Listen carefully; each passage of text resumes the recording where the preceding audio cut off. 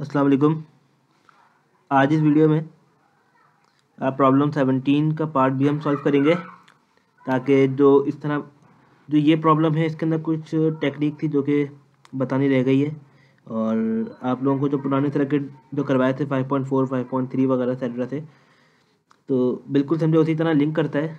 अगर आप part A की तरफ देखें, जो ये पार्ट ए है ये बिल्कुल वैसा ही सर्किट है जिस तरह हम प्रीवियस वीडियो के अंदर कर चुके हैं। तो जो हम आज कर रहे हैं वो प्रॉब्लम नंबर 17 का पार्ट भी है और ये बुक फ्लॉयड से लिया गया है।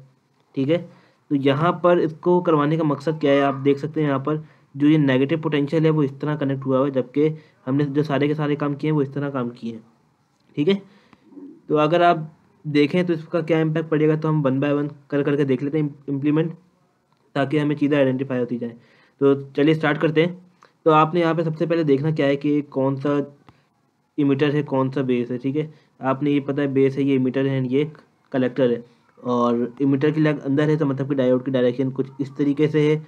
तो जो हमें करंट मालूम करना है वो इस डायरेक्शन से मैच लगाना है। ठीक है, तो आप यहाँ पर क्या लगाएंगे, तो माइनस वी से एंटर करते तो मीन्स के -3 plus 0.7 plus IB and RB की वैल्यू 27 के इज़ इक्वल टू 0। अब जब आप इसको फाइंड आउट करेंगे IB की वैल्यू आपके पास क्या आ जाएगी, आपके पास आ जाएगी 2.3/27 के। तो अब इसको सॉल्व करते हैं। तो 2.3/27 के को हम मिली में चले जाएगा, तो आपके पास क्या आ गया है 0.85। तो आपके पास 0.85 और ये मिली एम्पेयर, जो किलो था वो ऊपर चला गया तो आपके पास सिंपल वो मिली के अंदर आ गया। ठीक है, अब आपको अगर इसको मल्टीप्लाई करवा दें बीटा से, तो आपके पास IC की वैल्यू आ जाएगी। तो IC is equal to beta IB, ये फॉर्मूला होता है आपके पास।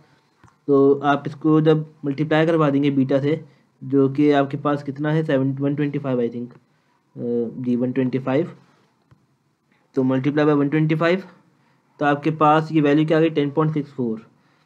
तो IC की वैल्यू आपके पास आ गई है 10.64 मिली एम्पेयर। और जब आप इसको ऐड कर देंगे आपके पास IE निकल के आ जाएगा। IE किस तरह निकलेगा, इसको ऐड कर देते हैं प्लस 0.85 तो 11.49 मिली एम्पेयर। तो आपके पास ये चीज़ें निकल के आ चुकी हैं IB IC। ठीक है, अब अपने सर्किट को देखना है और वहाँ पर क्या क्या पैरामीटर फाइंड आउट करने हैं वो चीज़ देखते हैं।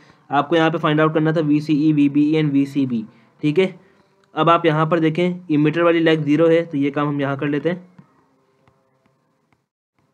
तो जब इमीटर की लेग 0 है तो आप यहाँ पे क्या कर सकते हैं, और इमीटर से करंट एंटर होगा मतलब कि VEB इज़ इक्वल टू 0.7। ठीक है, एंड आपको यहाँ पर पता है VE यहाँ पर क्या है, VE यहाँ पर 0 है क्योंकि यहाँ पर कोई रजिस्टर नहीं है। तो आप यहाँ पर क्या कर सकते हैं, VEB minus VB is equal to 0.7। ठीक है, VE 0 हो गया, आपके पास VB क्या आ गया, ये माइनस था, माइनस वहाँ जाएगा क्या हो जाएगा इस तरह बिल्कुल 0.7। तो VB आपके पास क्या आ गया -0.7। ठीक है, तो आपके पास B की वैल्यू आ गई है, VE की वैल्यू आपको पता चल चुकी है। अब आपको क्या निकालना है, VC निकालना है। अब जो काम है VC निकालने का वो देखते हैं। अब आप जब सर्किट लेते हैं, आप याद करें कि जब मैं आपको सर्किट को सॉल्व करवाता था वो किस तरीके से करवाता था, जब आपके पास ऊपर +5 होता था लाइक इस तरह। अगर आपको पिछला सर्किट भी याद होगा DC लाइन का, तो आप लोगों को अच्छे से आइडिया हो जाएगा। जब वो सर्किट कुछ इस तरीके का होता था, आपके पास कोई रजिस्टर आ रहा हो और यहाँ पे कुछ वैल्यू हो, +8 लिखा होता था यहाँ पर। और अगर आपको पिछला सर्किट दिखाऊं तो आपको याद आ जाएगा, ताकि आप लोग भी इस चीज़ को माइंड में याद रख सकें करना क्या था।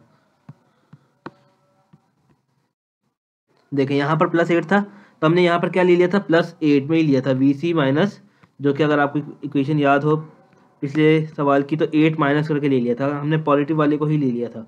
ठीक है, बट अब हम बात किसी कर रहे हैं, हम इस सर्किट की बात कर रहे हैं और यहाँ पर क्या है -8, क्योंकि देखें यहाँ से क्या आ रहा है -8 आ रहा है। तो आप यहाँ पर सिंपल क्या कर लेंगे, आप यहाँ पर माइनस का 8 ले लेंगे। ठीक है, तो आप जो भी अपना सर्किट को करेंगे -8 minus VC is equal to IC/RC कर सकते हैं। या इन शॉर्ट अगर आप चाहें तो आप सोचें कि आपका जो सर्किट है जब ये माइनस है, -8 काफ़ी बड़ी छोटी वैल्यू होती है और VC की जो वैल्यू होगी वो इससे बड़ी वैल्यू आएगी। तो आपका हायर पे क्या है VC। ठीक है, मैंने आपको दो सिनेरियो बता रहा हूँ, जिसमें से एक बता दिया सिनेरियो, और आपने यहाँ पे देखा कि VC जो होगा वो ज़्यादा उसके ऊपर होगा, तो ये माइनस ऐसे ही रखा, -8 इज इक्वल टू IC/RC। तो VC की वैल्यू क्या आ जाएगी आपके पास, इज इक्वल टू ये +8 होगा, वहाँ जाके क्या हो जाएगा -8। तो IC आपके पास है 10.64 मिली, और R की वैल्यू है आपके पास आई थिंक 390। ठीक है, और देख लेते हैं दोबारा, 390 है, एंड आपके पास यहाँ पे क्या आ जाएगा -8। तो अब इसको रख के सॉल्व करते हैं, तो अब देखते हैं हमारा आंसर क्या आता है। तो 10.64, ठीक है, एक्सपोनेंशियल -3 मल्टीप्लाई बाय 390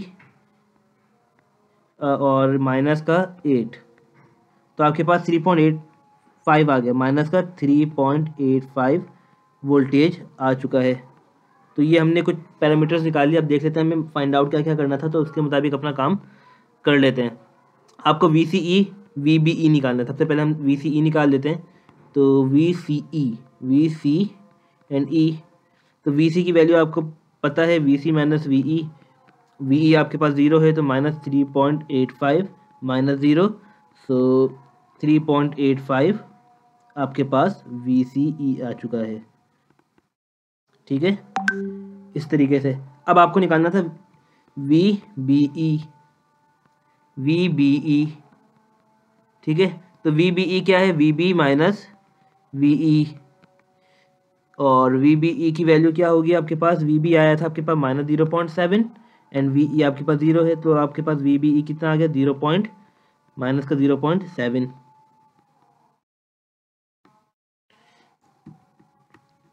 ठीक है,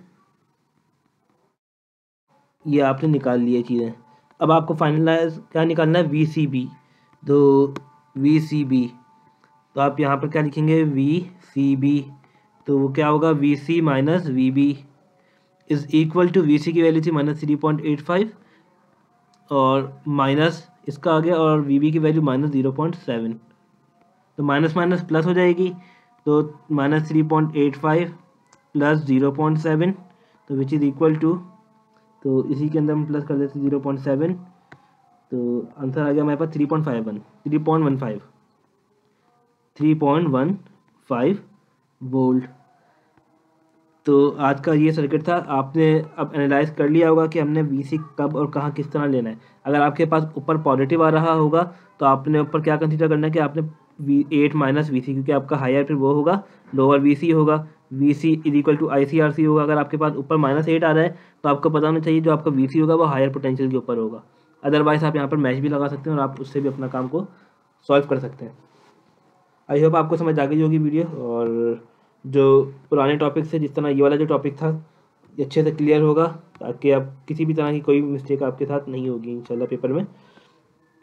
तो इस सर्किट को आप खुद भी सॉल्व कर सकते हैं, और इजी सर्किट था, और आराम से पुराने फार्मूले के थ्रू, और जो पुरानी टेक्निक थी, मार्किंग करें और अपनी चीज़ों को फाइंड आउट कर लें।